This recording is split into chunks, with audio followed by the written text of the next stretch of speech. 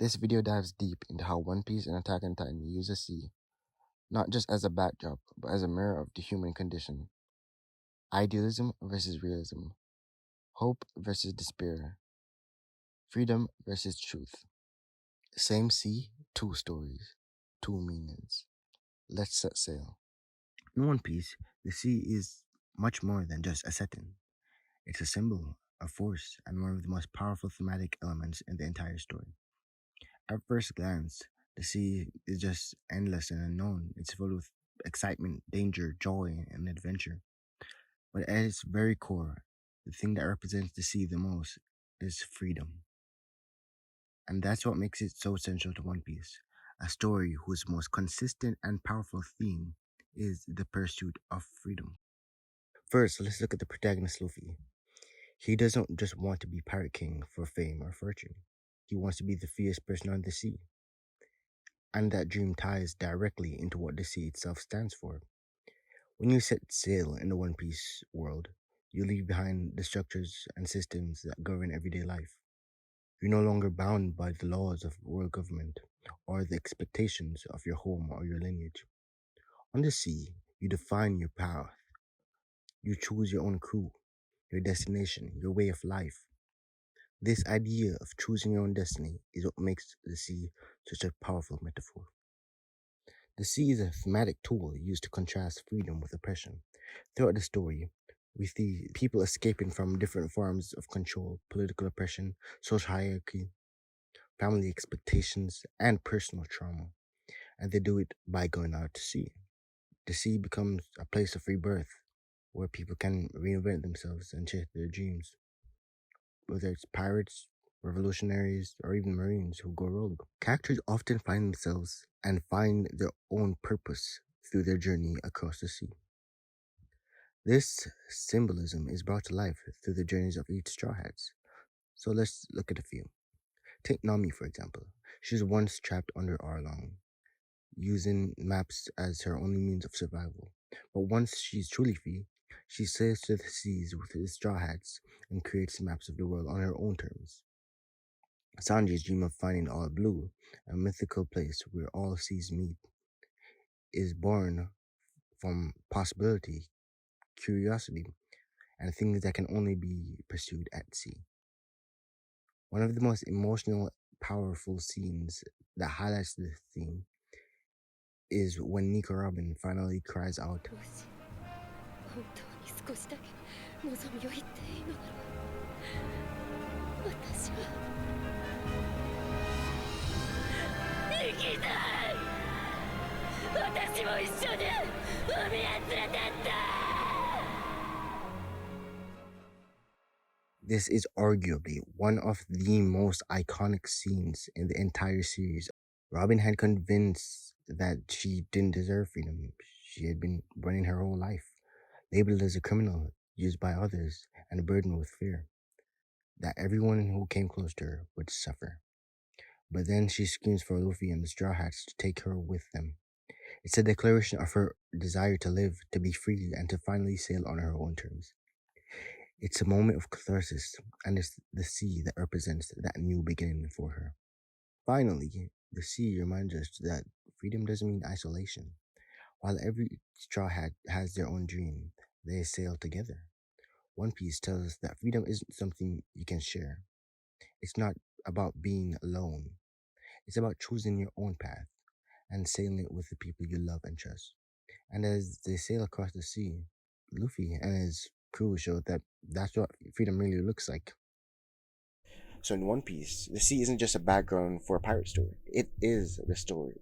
It's a metaphor for freedom and hope, the setting for transformation, and the place where dreams are chased and found. It represents everything that the characters are fighting for, and everything they're willing to risk their lives to protect.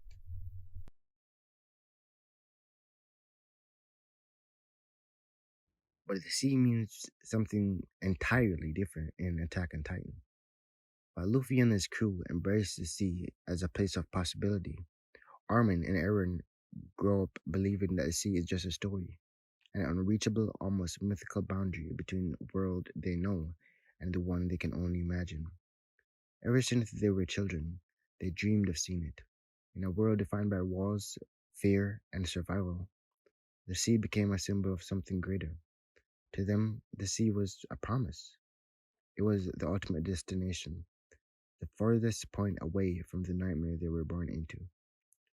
Armin especially clung to the idea of the sea as a beacon of hope. This magical place he read about in books, a place filled with salt water and glittering waves, far beyond the reach of the Titans and oppression. For both Armin and Eren, the sea was more than a place. It was a metaphor, a dream of escape, a vision of a world untouched by fear. In their minds, if they could reach the sea, it would mean they had made it, that they were finally free, free from the constant fear of death, free from the walls that caged them up, and free from the war that consumed their everyday lives. It was the finish line, the symbol of hope. On the other side of the wall, freedom was waiting for them. That's what they believed. 俺にはわからないな。だいたい壁の外には何があるんだ。海。そうだ。海がある。でもまだ見てないだろ。俺たちはまだ何も知らないんだよ。炎の水も、氷の大地も、砂の雪原も。可能性はいくらでも広がっている。きっと壁の外には、自由が。But that was far from the truth. For Armin, the dream still has some magic. He smiled, ran into the water, and laughed like a child who finally caught a glimpse of the impossible. But Eren didn't smile. He stood still, eyes dead, looking out at the sea, not with wonder, but with dread. Because he already knew. Eren was spoiled. He knew what was in store. He knew the truth. He knew that beyond the sea wasn't freedom. It wasn't safety or peace. It was just more enemies, more war, more pain. When they stood at that shore and looked out at the water, it wasn't what they expected. It wasn't the promise they had hoped in. And that's the real tragedy of that moment. That one moment shifted the entire meaning of the sea in Attack on Titan.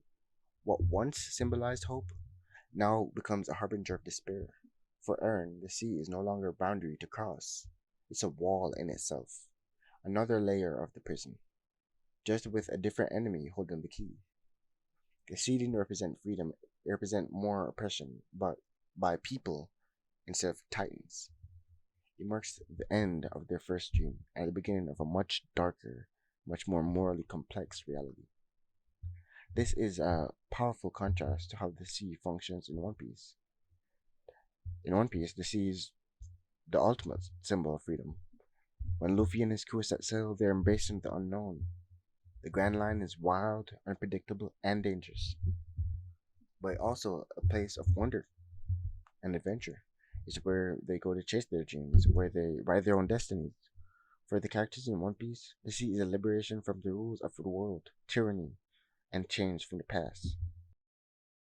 But in Attack on Titan, the sea is the exact opposite. It doesn't liberate, it reveals. It strips away the illusion.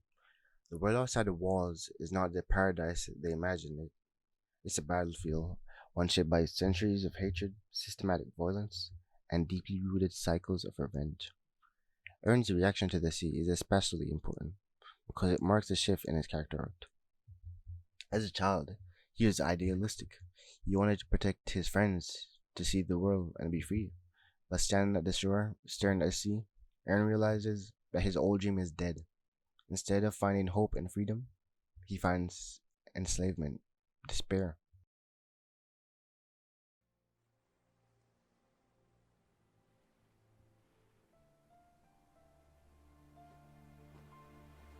Ah.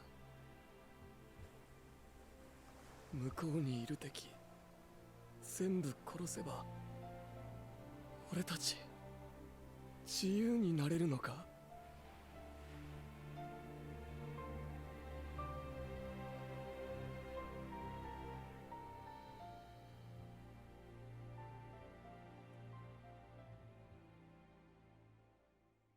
That one line captured the complete collapse of the sea as a symbol of hope.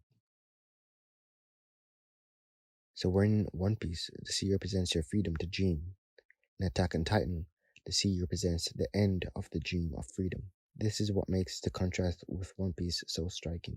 In One Piece, the sea connects people. It brings together misfits, dreamers, and rebels from all walks of life. It's about unity and chosen family. Even though the sea is dangerous, it's a place where the characters become their truest selves. In Attack on Titan, however, the sea divides. It separates not just land but truth. There's a boundary between innocence and knowledge, between childhood and the harshness of reality. And instead of bringing people together, it pits them against each other. So ultimately, the sea in One Piece is about possibility. It says, you can go anywhere. The sea in Attack on Titan is about consequences. It says, you were never really free to begin with. Both stories use the sea in incredibly powerful ways, but for entirely different emotional and philosophical purposes. And in doing so, they enhance each other, when read side by side especially. They show how a single symbol can carry drastically different meanings depending on the world it exists in and the characters who face it, which I will be delving into in my next video, a larger video, not just on the sea, but how these series as a whole present their philosophy, idealism versus realism. Please make sure to like and subscribe. Please, I need to get monetized. Bro, just have my stuff tabbed up, bro. Please.